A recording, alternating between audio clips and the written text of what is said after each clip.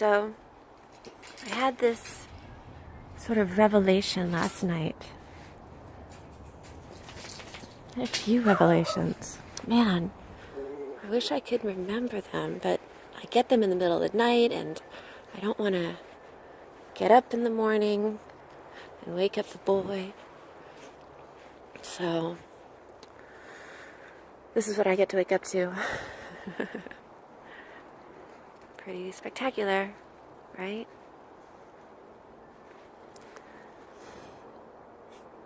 Man. It had to do with victim consciousness. I've got to go back and listen to what I was listening to last night. Oh, okay, I remember now. So, it has to do with God and Satan, and I've been having these realizations, these clear understandings of contrast. I'm a huge believer in law of attraction. It's not something you believe in. It's like gravity. It just is. You just know whether, you know how to use it or you don't. Most people just don't. They don't believe it, but it's so true, and it makes so much sense if you look into it. But, so, the teachings of Abraham Hicks talk a lot about contrast. And most of us humans see contrast as pain, struggle, because contrast is simply coming up against something that we don't want, only so that the clarification of our desires becomes greater. So, I don't know, this idea, I've been bumping up against it for a while now. And I was listening to this Cindy K. Courier woman, and she had me going there for a while. But then I read her Law of the Land handbook, and it really shook me because so much of her information was really good. But then when I read her Law of the Land handbook, and she's demonizing meditation, she's demonizing connecting with your ancestors, demonizing appreciating nature, just basic stuff that connects you with who you are.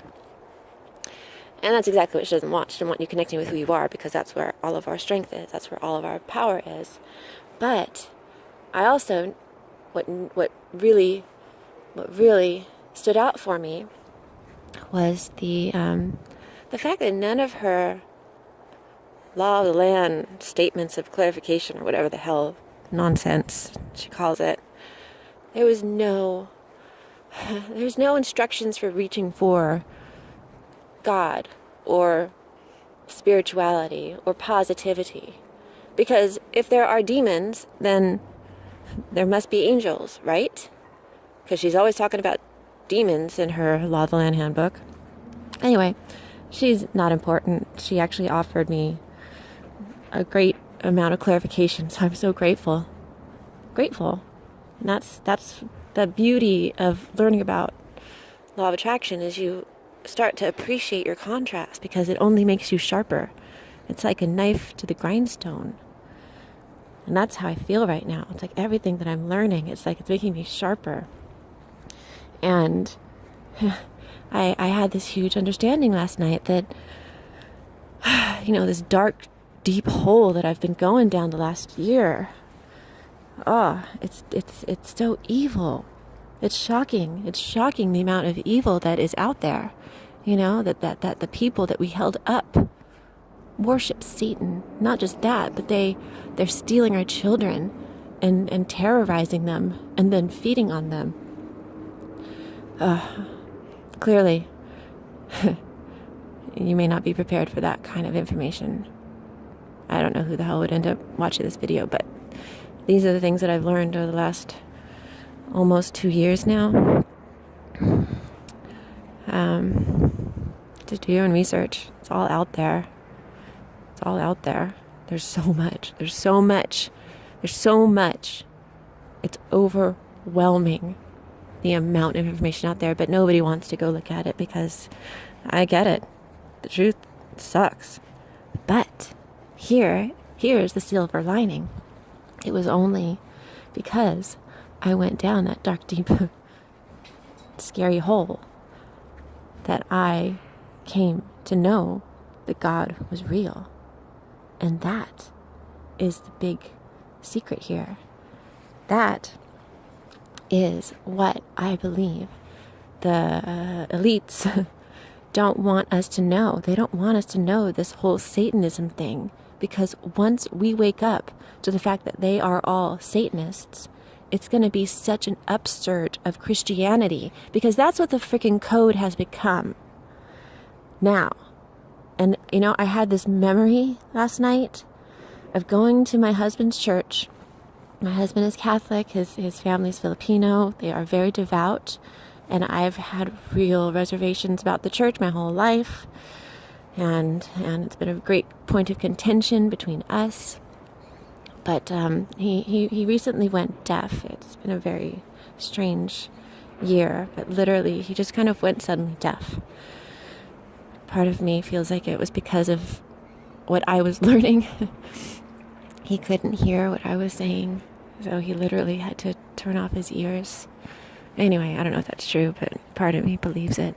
And to a degree, I feel like it's a blessing, because it's allowed us to connect on a much different level. It's allowed me to learn how to let go of so many attachments and expectations, because when you can't communicate with your husband, suddenly most things that were important are just not that important, because it takes so much effort to communicate. And so I've learned how to go into my heart space and connect with him on truly a different level, the same level that I'm sure my son is.